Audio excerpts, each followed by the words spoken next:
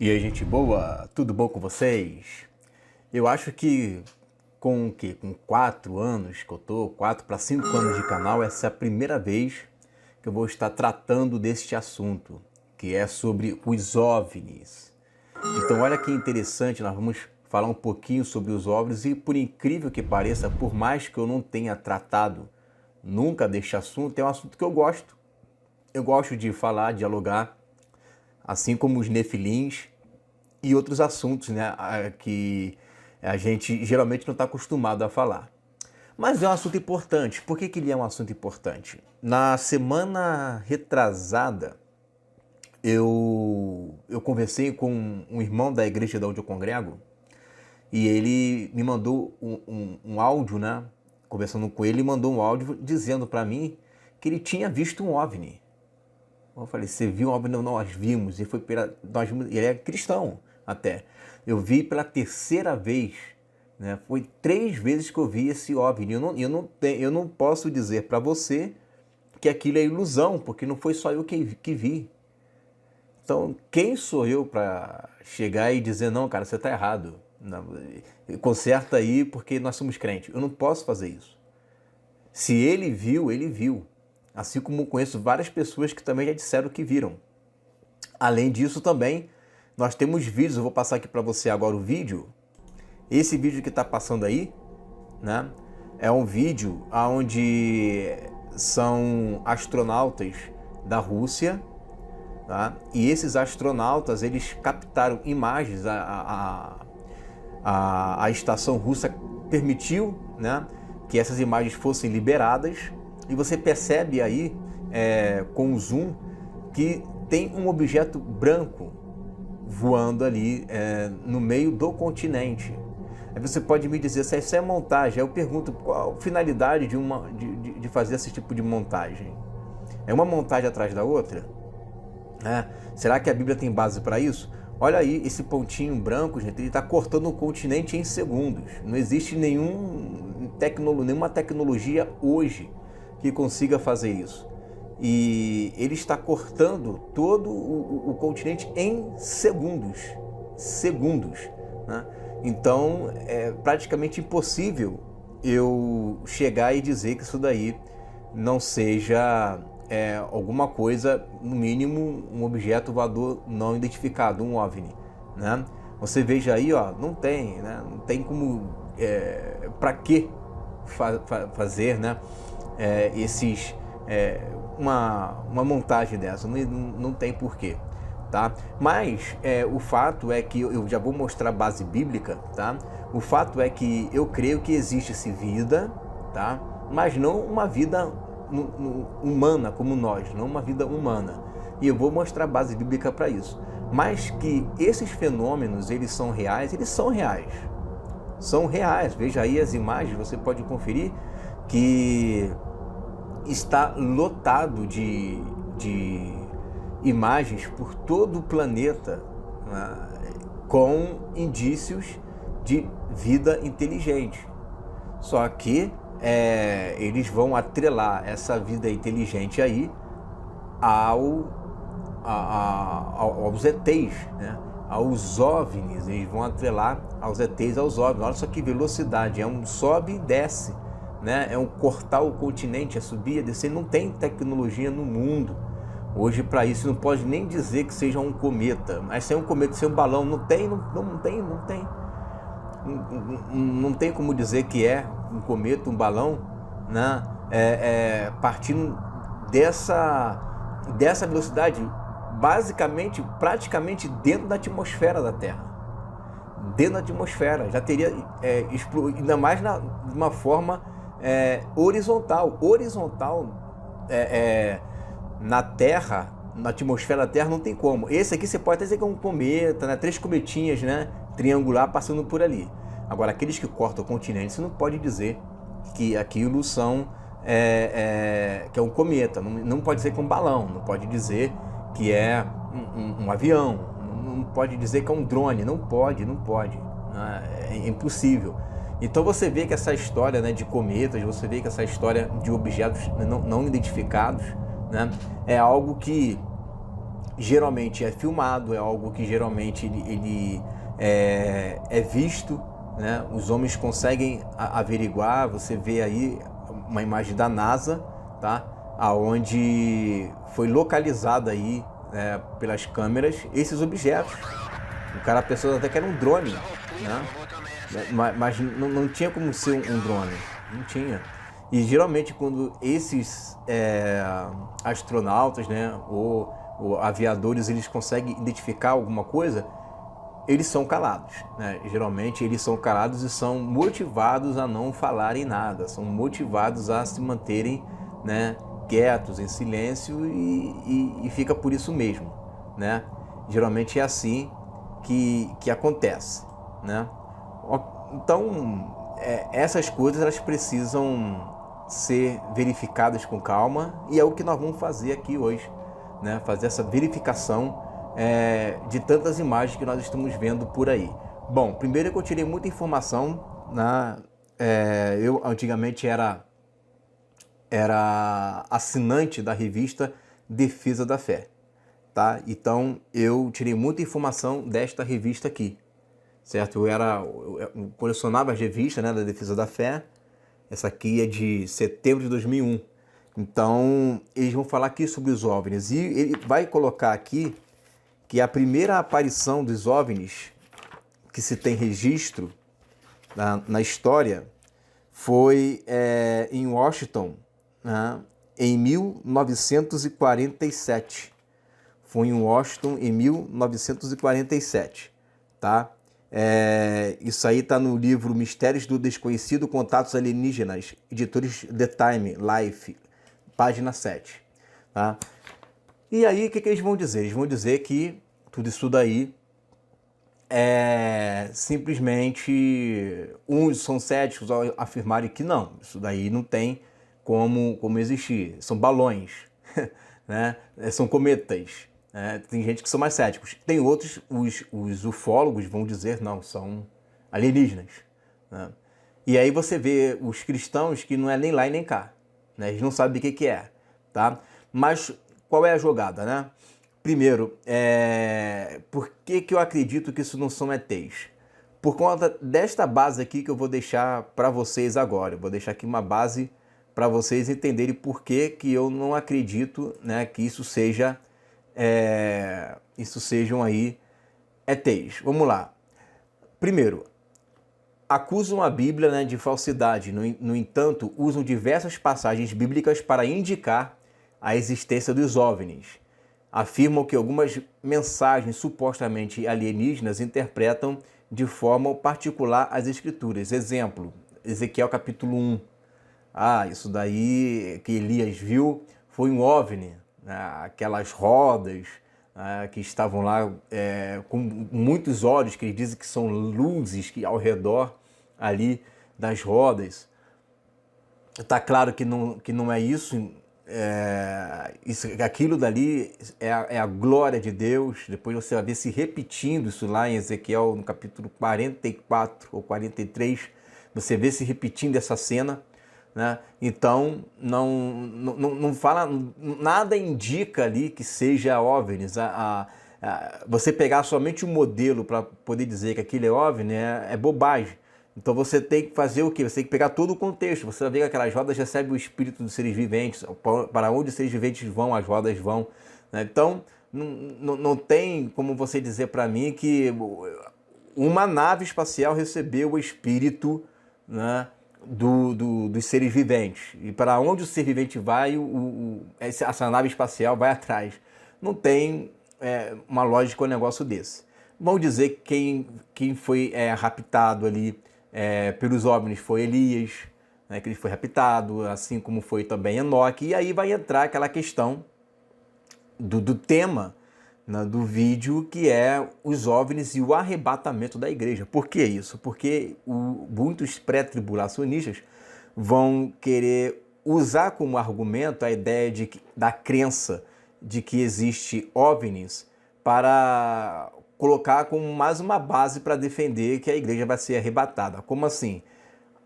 Porque essa vai ser a desculpa, né, que o diabo vai incutir na sociedade para enganar a sociedade, para dizer que quando a igreja ela sumiu é porque os ETs a levaram, porque são pessoas de classe última, vamos colocar assim, pessoas que não conseguiram evoluir, né? Como os cristãos não conseguiram evoluir, então os cristãos eles foram levados pelos ETs. Né? E é essa ideia de que os pré-tribulacionistas eles afirmam, né? Eles vão pegar um fato que não tem nada a ver com a história para poder dizer que quando a igreja for arrebatada, vai ser essa desculpa que o diabo vai usar para poder incutir na mente dos que ficaram de que eles são pessoas evoluídas e os que não foram evoluídos, né, eles acabaram sendo retirados da terra subitamente. Olha como é que os camaradas pensam, né? E aí os seres evoluídos vão ficar aqui para receber todas as pragas, né, da besta, né? Então vamos lá. Ponto 2. Afirma que os mentores galácticos aguardam algum tipo de adoração por parte dos habitantes da Terra. Então, assim, eu não posso acreditar que isto venha a ser apenas seres inteligentes, né? Uma vez que eles mesmos, não sei se você já chegou a ver aquela série que tem no History, alienígenas do passado. Geralmente, esses alienígenas do passado, quando eles, segundo eles, né? Quando eles vêm à Terra, eles recebem adoração.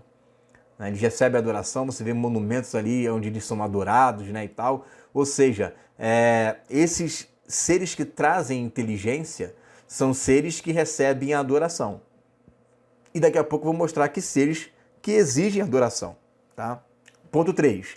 Atribui ao homem certa capacidade divina que deve ser desenvolvida através de exercícios, meditações, amuletos e marcas, e que o homem deve aguardar o advento de centenas de naves alienígenas que conduzirão a humanidade a uma nova era. Isso aí já quem é ufólogo, quem acredita mesmo em ETs e tudo mais.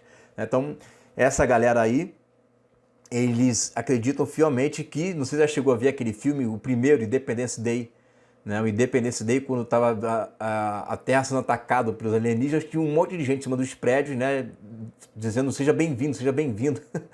Porque eles realmente existem pessoas que acreditam nisso. Né? Tem uma religião lá no Rio de Janeiro que se chama cultura racional ou racionalismo cristão, que eles acreditam que por meio do conhecimento dos ensinos, né, de Manuel, que eles chamavam, né, Manuel, eles pensam que as pessoas, um momento, ao chegar a ser evoluído, eles vão ser arrebatados por esses seres inteligentes.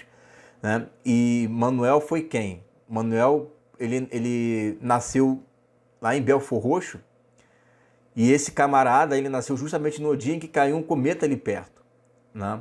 E aí deram o nome do filho de Manuel, porque é Emanuel, né? Deus conosco. E aí esse camarada, ele é o fundador da cultura racional ou do racionalismo cristão. Eles têm essa concepção, né, de que nós somos seres inferiores e que existem seres mais evoluídos aguardando, né, e estudando a gente nessa cápsula que é a Terra. Né?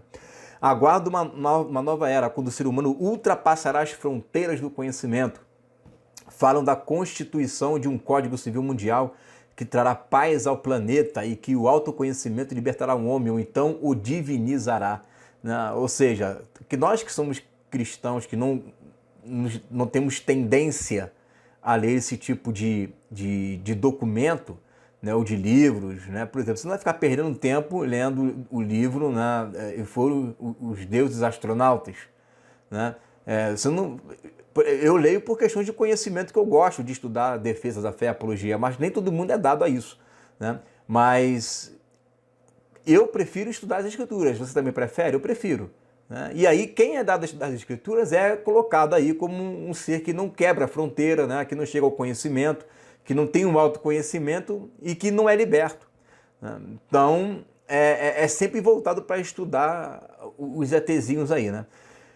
Ponto 5. Afirmo que Deus, o homem e os animais fazem parte da mesma essência divina e material. Portanto, é necessário um respeito místico e ecológico entre eles. Isso aí não somente os ufólogos acreditam, mas também os darwinistas. Né?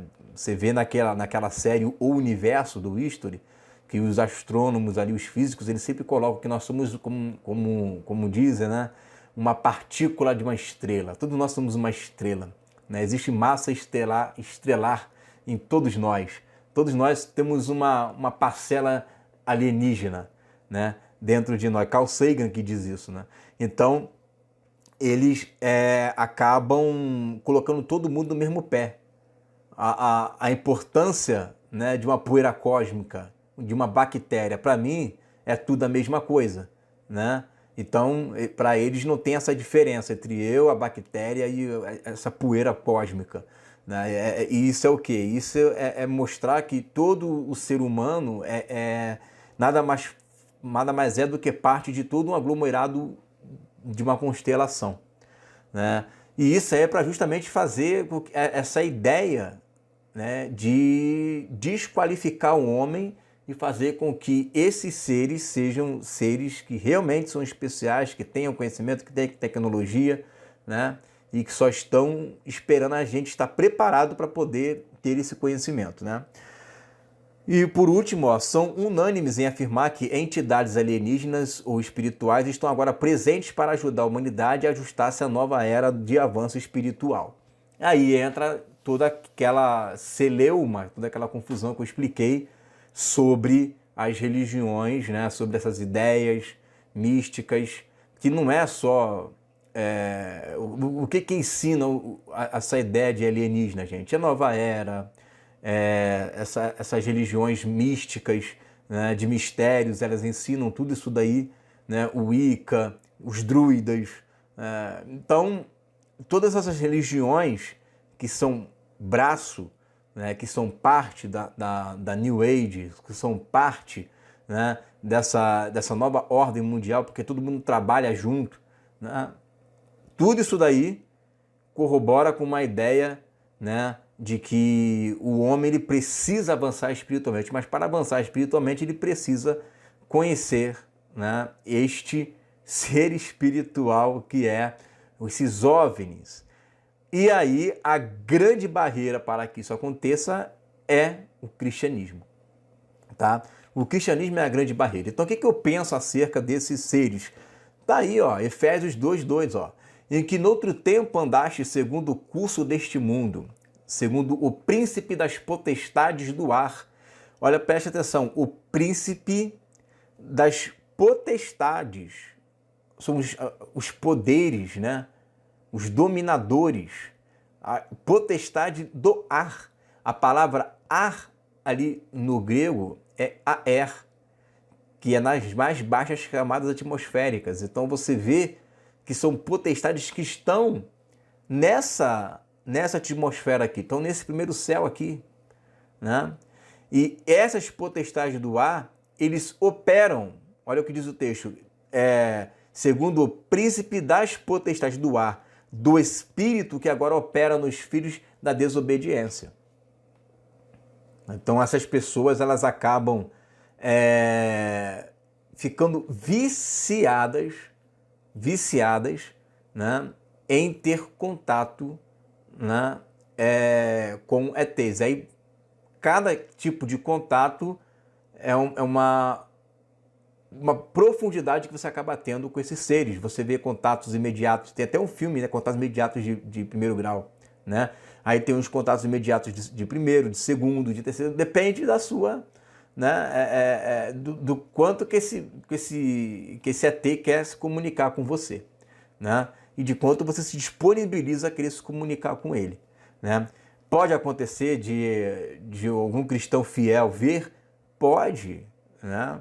Vamos ver aqui, ó, Efésios 6:12. Porque não temos que lutar contra a carne e o sangue, mas sim contra os principados, contra as potestades, contra os príncipes das trevas destes séculos, contra as hostes espirituais da maldade nos lugares celestiais. Olha aí, lugares celestiais, né? Então, tudo isso daí, gente, né? Principados, potestades, príncipe das trevas, hostes espirituais da maldade, está tudo nos lugares celestiais. E muitas das vezes, não se engane, gente, esses seres espirituais, eles eram anjos no céu. E eles também tinham hierarquia. tá? Eles tinham hierarquia, tanto hierárquicos como os anjos que hoje existem. Tá? Então, existia uma hierarquia ali, né? E essa hierarquia permanece até os dias de hoje, né? Eles perderam a sua glória, mas não perderam o seu poder, né? Eles perderam, né, a sua luz, mas não perderam o poder das trevas, né? Eles mantêm o poder, só que agora é para o mal. E você vê ali que essas potestades, elas podem se materializar tão quão os anjos poderiam se materializar.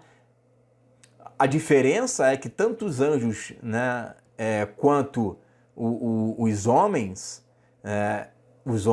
tanto os anjos como os demônios, tudo que eles fazem é por permissão de Deus. Ninguém faz nada sem que Deus autorize, né, que eles façam. Então nenhum demônio vai chegar e vai se materializar para você se Deus não querer, se não for da permissão de Deus, né? Deus tem um propósito com tudo isso daí, né? Agora, qual é o propósito? Aí é cada um com seu cada um. Vamos ler agora esse texto aqui, ó, 2 Coríntios 11:14, ó. E não é maravilha, porque o próprio Satanás se transfigura em anjo de luz.